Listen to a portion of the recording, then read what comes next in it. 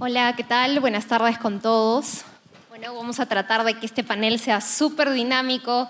Sé que ya estamos un poquito cansaditos del evento, pero bueno, estoy encantada de hacer este panel en realidad y es un gran tema, buenas prácticas de inversionistas y startups. Bueno, yo voy a estar más del lado de startups y ya me han escuchado un poco acerca de mi lado. Yo estoy más para el lado tecnológico dentro del sector minero y espacial. Y acá tengo unas preguntas muy buenas que en realidad también me hubiera encantado saberlas cuando estaba en ese proceso de startup, de buscar inversionistas, levantar capital y demás. Pero antes quisiera, por favor, Gonza y Eli, que se presenten y nos cuenten, por favor, acerca de sus fondos. Súper, no voy a repetir todo lo que dije antes, no quiero aburrirlos, pero en resumen nosotros manejamos un fondo que invierte en etapa temprana, priorizamos los sectores de futuro del trabajo, educación, fintech y soluciones para pequeñas y medianas empresas. Sí tenemos un enfoque en tener equipos complementarios y eso nos llevó a tener un portafolio con 59% mujeres emprendedoras. Entonces sí estamos buscando constantemente hablar con female founders. Invertimos a nivel Latinoamérica y para el segundo fondo un poco más enfocado en los países de región andina. Perú siempre para nosotros es una prioridad. Colombia, Ecuador y Bolivia. Bueno, ¿qué tal? Gracias por la invitación a este panel. Yo soy Gonzalo Pizarro, asociado de inversiones en Salcantay. Salcantay es un fondo de 26 millones de dólares con inversionistas institucionales y también retail a nivel regional y global. De hecho, uno de nuestros principales inversionistas es el Fondo de Fondos de Holanda. Y también tenemos capital de COFIDE, del Fondo de Capital para Emprendimientos Innovadores, que es el Fondo de Desarrollo de Perú, y también de otros inversionistas regionales como el BitLab y norteamericanos como Sorenson y Capria. Nosotros tenemos una tesis también enfocada en early stage, entonces invertimos principalmente en etapa semilla y series A.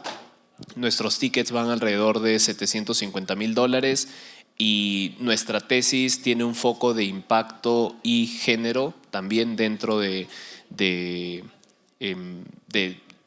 o sea, acompañando a los sectores donde invertimos. Principalmente buscamos soluciones tecnológicas que estén abordando brechas de inclusión económica, desarrollo humano y clima, que ha habido un panel también sobre eso que nos parece una oportunidad bien interesante para apalancar tecnología y desarrollar soluciones que puedan reducir las brechas climáticas.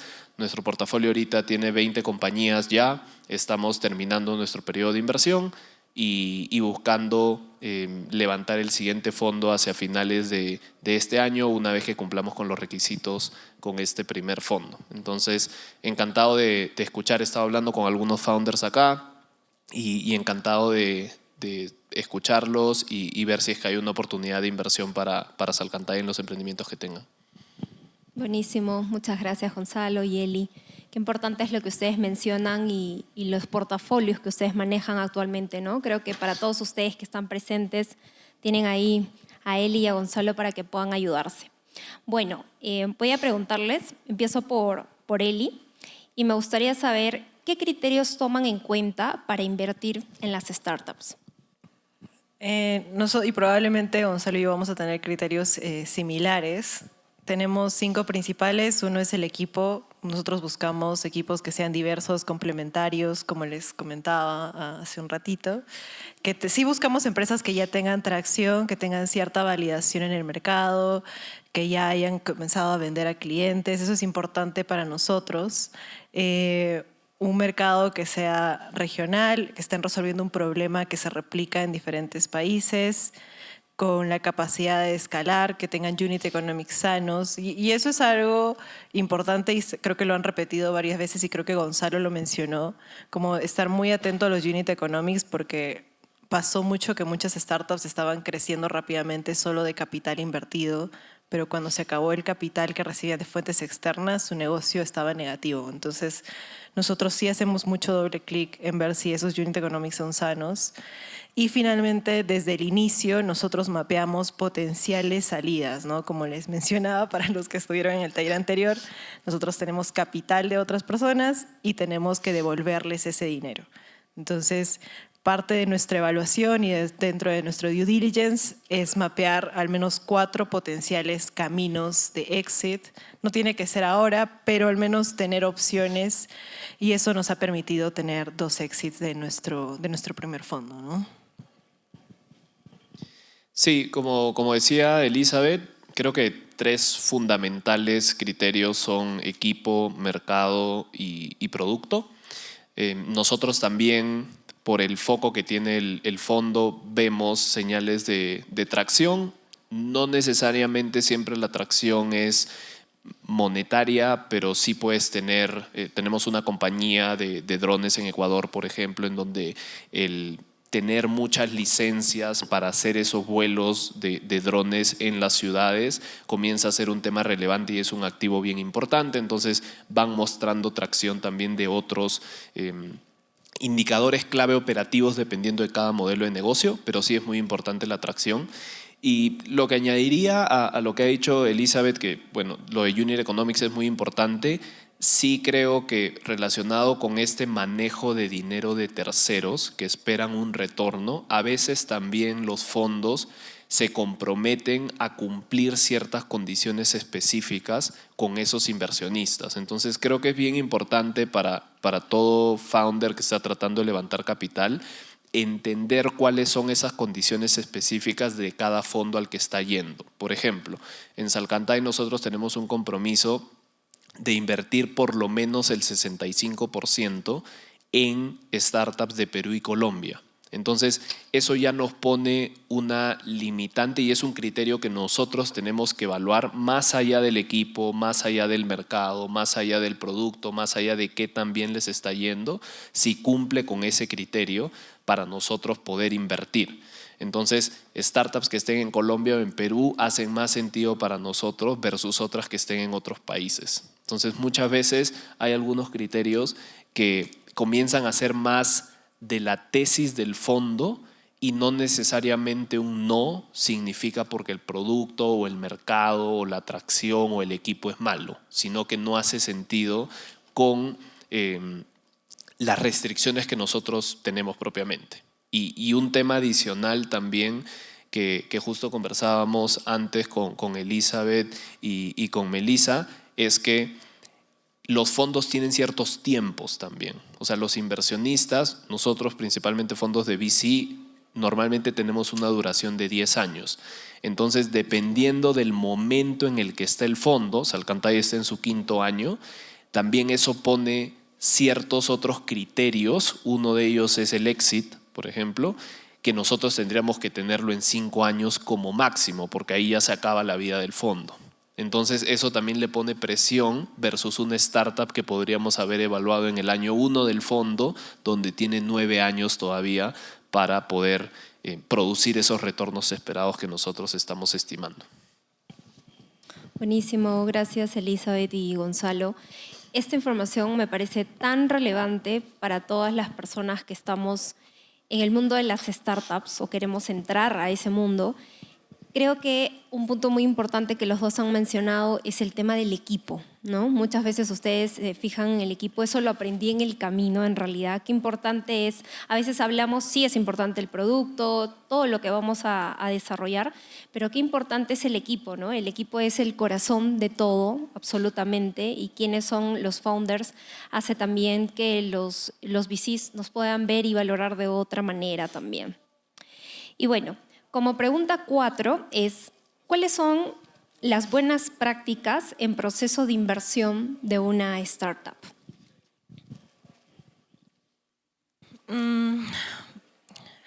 No quiero volver a repetir, pero tener un proceso de fundraising es importante. Y lo voy a decir nuevamente porque realmente sí debe existir un proceso. Cada vez que van a empezar a hacer algo, tiene que haber un proceso y tienen que estar preparados. A veces piensan, bueno, mañana voy a empezar fundraising. No tienen un pitch deck, no tienen un data room, no tienen métricas, no tienen la información que necesitan compartir a los inversionistas. Y la realidad es que los procesos de inversión que hemos hecho más rápido han sido de las startups que manejaban su ronda de inversión. Como una de las startups, de hecho, que hemos coinvertido con Gonzalo, que es Slang, es una empresa que tenía ya listos sus templates, como hola, soy tal, hola, este es mi data room, hola, este es el contrato, hola, esta es la cuenta. Entonces ni siquiera me daba tiempo de pensar y analizar qué está sucediendo porque ya tenían toda la información tan estructurada que facilita para mí mi análisis, compartirlo con mi equipo y presentarlo al comité de inversión, porque casi me lo están dando ya armado para yo solamente presentar. Entonces, eso también te da la práctica y también te da hablar con otros emprendedores, pero dominar y controlar su proceso de inversión es algo clave. No es fácil hacerlo en la práctica, pero entre más preparados están, va a ser mejor y va a ser más eficiente para ustedes en términos de tiempo. Y la realidad es que cuando ustedes empiezan a hablar con inversionistas, ya diciendo que están levantando capital, ya empezó el análisis. Entonces, si no están listos, pasan como a otro paquete de startups a revisar en 3 meses cuando esté listo. Y eso a ustedes los retrasa. Y ustedes necesitan el capital pronto porque levantar capital, y muchos de ustedes lo saben mejor que nosotros, que son emprendedores, es bastante desgastante y toma casi el 100% del tiempo de uno de los fundadores de la empresa. Entonces, es algo que se tiene que hacer pensado con estrategia y preparados, ¿no? Sí, yo creo que es bastante relevante e importante tomar el proceso de levantamiento de capital como lo que es un proceso de venta. Imagínenselo como una venta corporativa, que toma su tiempo, que tienen que ir preparados y que van a tener un montón de preguntas por parte de ese cliente para ver si hace sentido comprar lo que sea que están ofreciendo. Que en el levantamiento de capital es participación en su empresa, están vendiendo acciones. Entonces, como tal, tiene que seguir un proceso igual o bien similar a un proceso de venta corporativa. Tienes que comenzar a prospectar cuáles son esos clientes, que en este caso serían o ángeles, dependiendo de la etapa en la que estás, o fondos de inversión. Esos fondos de inversión, en qué industrias están enfocados, por qué hacen sentido para comprar acciones de esta startup en particular, por qué no hace tanto sentido, dónde voy a poner más esfuerzo, dónde voy a poner menos, pero es un proceso de ventas. Y cada proceso, cada interacción que tengan con un fondo, con un inversionista, debe quedar registrado también. O sea, saber con qué analista, con qué asociado, con qué socio hablaste, para que luego cuando tengas una siguiente llamada, antes de esa siguiente llamada puedas repasar qué cosas se conversó, qué quedaron, hacerle seguimiento a los acuerdos, lo que te pidieron, lo enviaste en el tiempo que dijiste o no. Todas esas cosas son variables muy importantes que nosotros como inversionistas tomamos en cuenta, ¿no? Entonces, ¿qué tan rápido está entregando la información que les estamos pidiendo? ¿Qué tan prolijo es? ¿Qué tanto cumple los tiempos? ¿Qué tanto no? Todo eso te va dando una idea de, nuevamente, en este horizonte de 10 años, el socio que vas a tener durante esos 10 años que dure el fondo. Entonces, la recomendación es que lo tomen como un proceso de ventas. Y si a la startup tanto le interesa generar revenues y tener buenos clientes y cerrar ese proceso exitosamente, tal cual tendría que ser visto ese proceso de levantamiento de capital, ¿no? Véanlo como un proceso de vender acciones en donde tiene que seguir una rigurosidad como si fuera una venta a un corporativo, que casi así es como va a suceder, sobre todo cuando van a fondos de VC y sobre todo cuando son fondos más institucionales. Buenísimo, gracias por ello. Yo desde el lado de startup me acuerdo cuando una corporación decidió comprar o adquirir mi startup. En verdad no me imaginaba que iba a ser tan pronto, digamos, fue al tercer año. Y ese mensaje va también con ustedes y muy alineado con lo que nos comenta Elizabeth y Gonzalo, es que hay que estar preparados, tener muy buena data, información relevante. Te lo puede pedir un corporativo como te lo pueden pedir uno de ellos, ¿no? Entonces hay que estar preparados, no hay que esperar como, bueno, en algún momento se dará. Si tú quieres hacer un buen plan estratégico para tu startup, creo que es prepararse desde el día uno, y si no sabes, pues preguntar a las personas del ecosistema, ¿no? Creo que eso es muy relevante porque tienes un compromiso, claramente lo dijo Gonzalo y Elizabeth, ¿no? Son 10 años, ¿no? Entonces es no solamente el apoyo que nos dan los VC, sino también el compromiso que hay de nosotros, ¿no? Porque al final es un ecosistema donde todos nos apoyamos. Y ahí solo quería resaltar lo que acabas de decir, Melissa, porque realmente esto es un ecosistema bastante colaborativo y yo he visto que hay mucha colaboración entre founders. Entonces, si ustedes están empezando, no sé, ahí está Cristian, te comprometo, como pueden decirle, oye, Cristian, quiero contratar a mi CTO, yo no soy técnico, ¿cómo hago esto, no? ¿Cómo hago este proceso? Si yo no soy de tecnología, si yo no tengo este background, como aprovechen que el ecosistema todavía está como pequeño y las personas se conocen y pueden llegar a través de LinkedIn para acelerar su curva de aprendizaje. Entonces, si ustedes quieren aprender a hacer todo por su cuenta sin pedir ayuda, el camino se va a hacer muy largo y tal vez cuando lleguen ya las startups y la tecnología va cambiando todo el tiempo. Entonces, aprovechen estos eventos justo para conectar con las personas que sienten que les podría agregar valor y que ustedes luego puedan decir, oye, por favor, hagamos una llamada de 20 minutos, de 30 minutos y ayúdame con estas preguntas específicas, porque todavía estamos en esa etapa donde hay bastante colaboración. Entonces, algo que yo recomiendo mucho aprovechar, solamente sacando lo que decía Meli de cómo hacer preguntas, y lo mismo hacia los fondos, ¿no?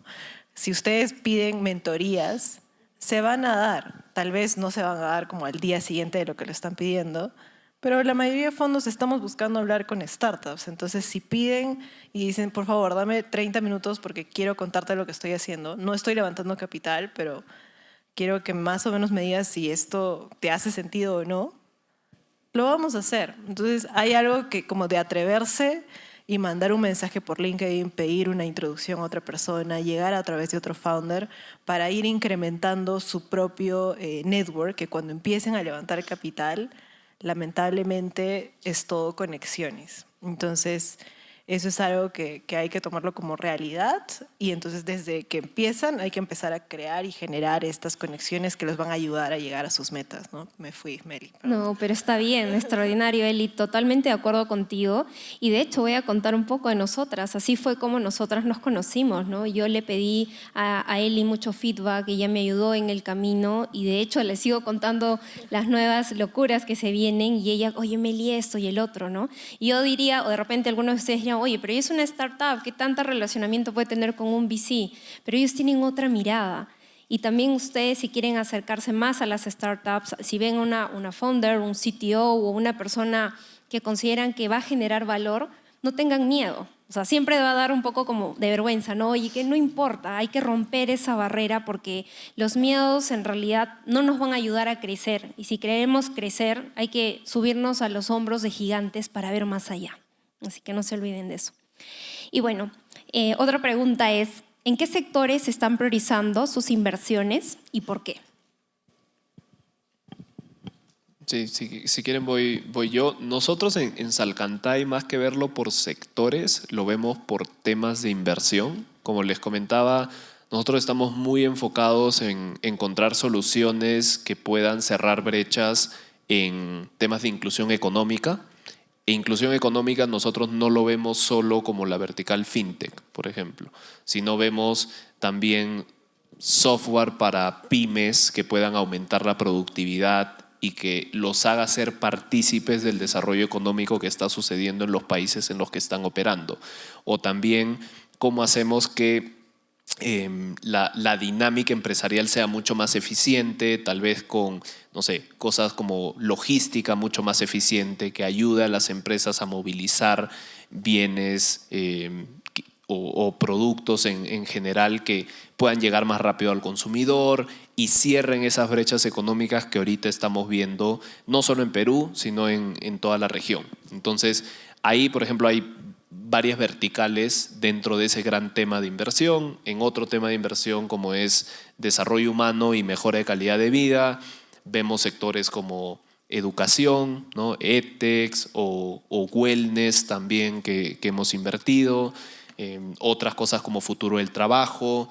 Entonces hay o salud, por ejemplo, seguros. Entonces todo lo que tenga con mejorar la calidad de vida de las personas también es una brecha importante que queremos tratar de reducir, ¿no? El acceso con tecnología para que puedan acceder a esos servicios básicos y mejorar la calidad de vida de las personas. Y la otra parte es climate, en donde podría estar más vinculado a agritech o tecnología en agricultura, pero también nosotros, por ejemplo, hemos invertido en una se llama Cultivo en México, que es más como un broker financiero para proyectos regenerativos de capital natural. Entonces es más como una especie de fintech habilitadora para proyectos de capital natural que ayudan a reducir el dióxido de carbono de la atmósfera con tecnología, y entonces es un enfoque diferente a climate, pero está en el lado de climate, ¿no? Solo que lo que hacen con tecnología no es necesariamente estar en el sitio y tratando de hacer alguna solución climática como en físico.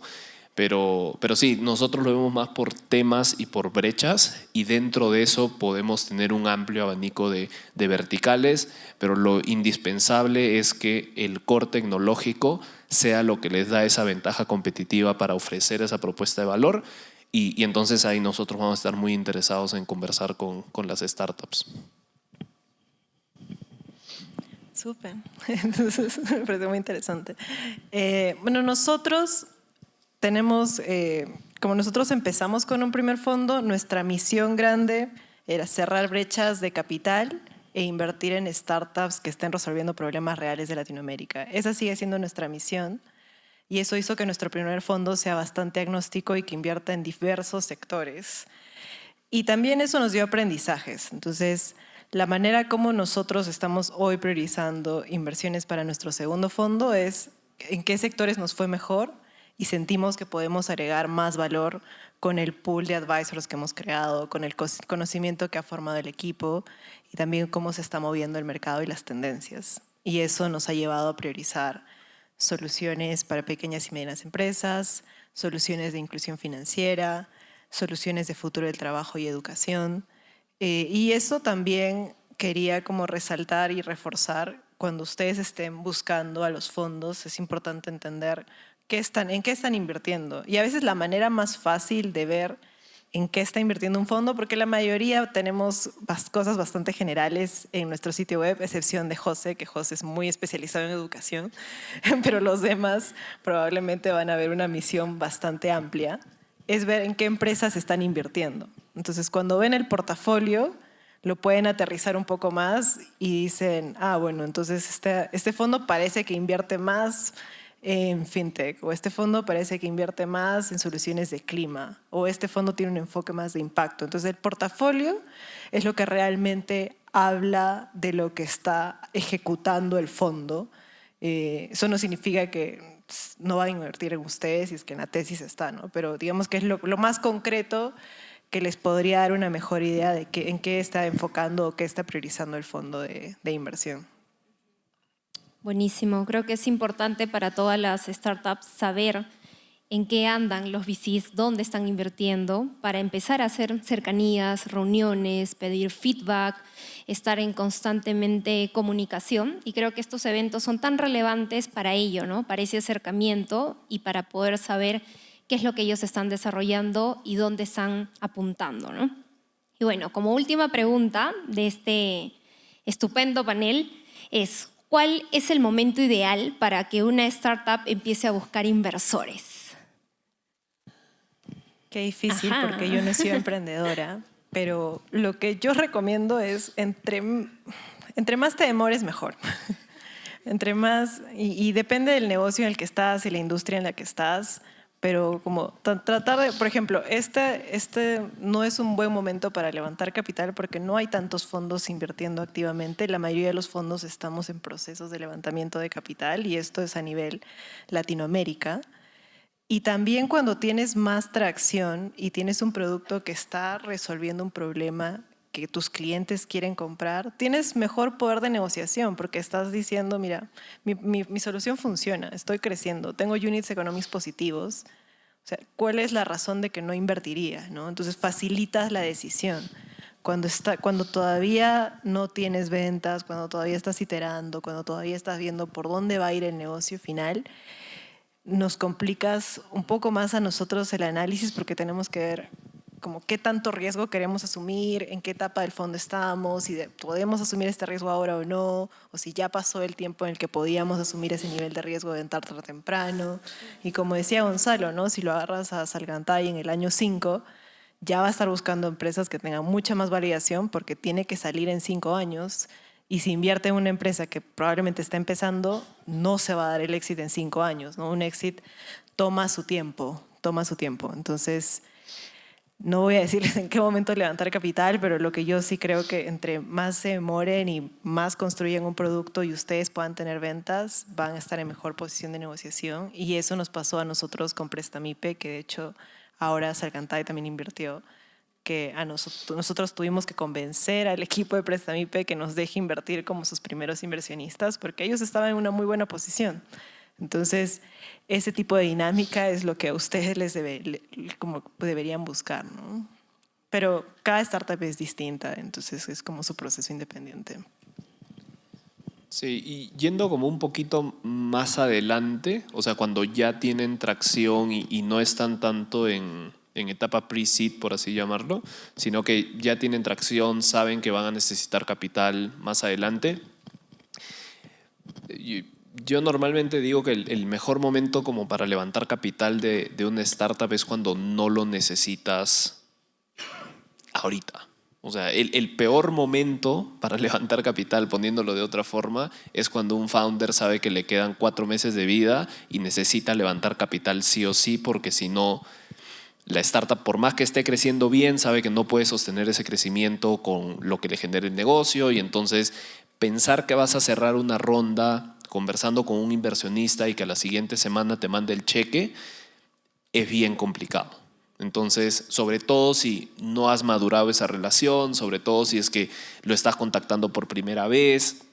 Entonces, sobre todo en este entorno en donde el capital se ha secado un poco, ha habido un bajón, recién estamos recuperándonos, la inversión trimestre a trimestre en Latinoamérica se ha mantenido casi por creo que 1 billón en los últimos 3 o 4 quarters. Entonces, la idea es poder comenzar ese proceso con tiempo y no necesitar poner condiciones o darle esa posibilidad al inversionista de poner condiciones más agresivas porque saben que si no levantas, mueres, ¿no? Entonces, dense su tiempo. Si ya tienen 12 meses en donde pueden tener lo que se llama runway, ¿no? Que es el tiempo que tienes de vida, ya deberías estar empezando a construir ese material para conversar con futuros inversionistas, y de repente cuando estés 10, 8 meses con el runway, conversar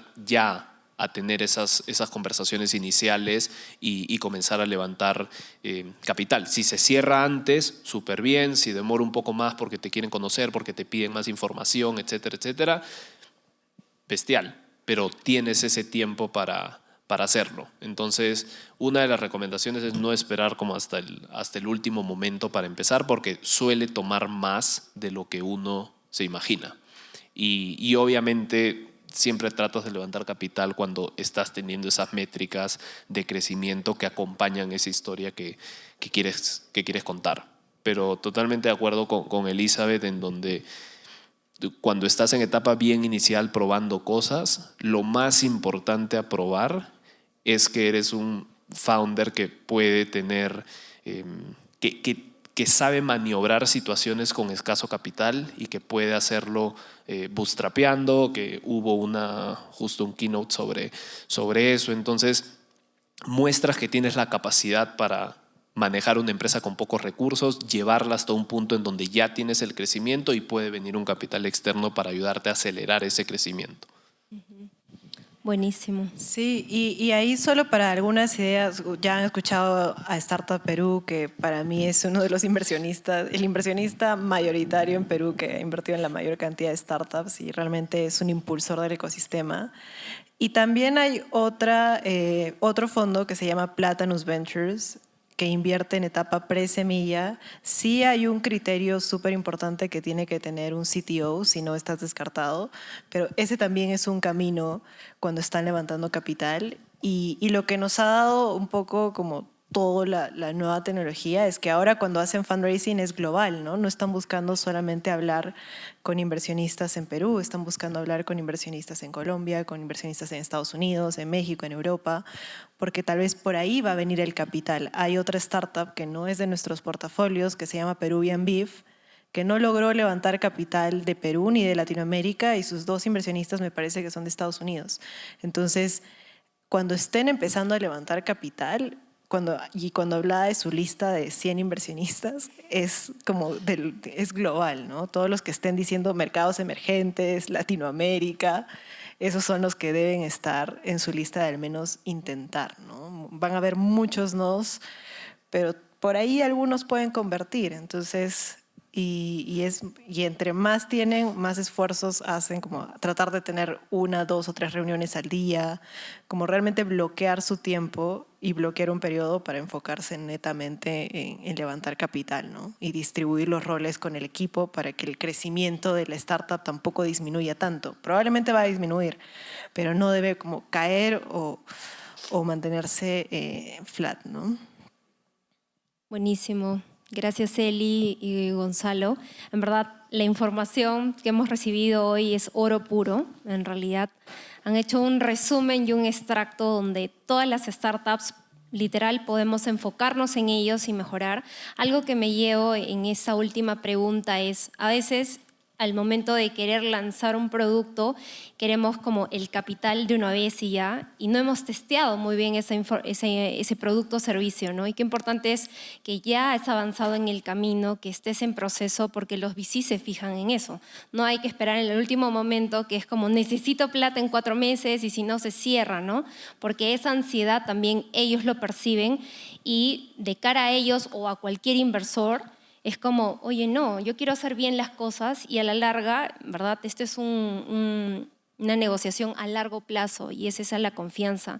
Y en el panel hace un momento lo dije, ¿no? Yo creo que la nueva moneda, confío y creo que la nueva moneda de la economía es la confianza. En todo momento es confianza con tu equipo, con los VCs, en el ecosistema.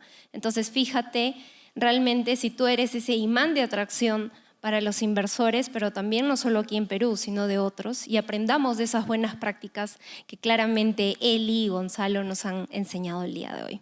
Así que muchísimas gracias, chicos. Gracias.